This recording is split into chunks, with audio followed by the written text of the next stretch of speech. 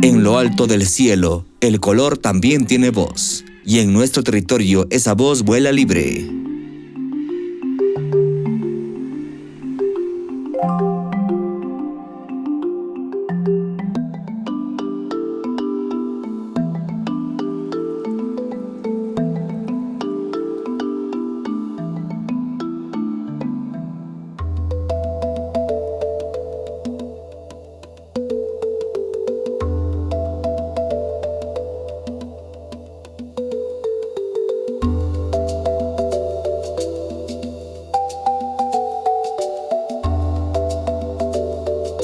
¿Qué representa el guacamayo verde para el bosque y la selva?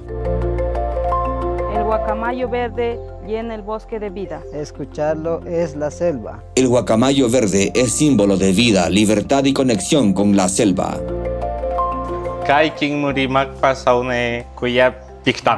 Buenos días con todos, somos el grupo Guacamayo Verde.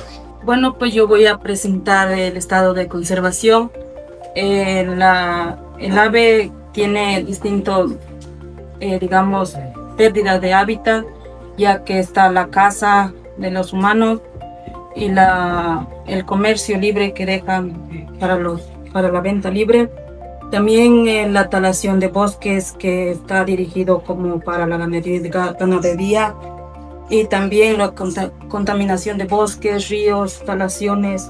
En acciones de conservación sobre el guacamayo, lo que podemos es conservación y protección de su hábitat, monitoreo y participación comunitaria y reintroducción y crianza de nuevos guacamayos. ¿Por qué el guacamayo verde es importante para el territorio y la cultura? Protege la biodiversidad territorial. Es parte de nuestra identidad agua. Hoy aprendemos a contar su historia para que su vuelo nunca desaparezca.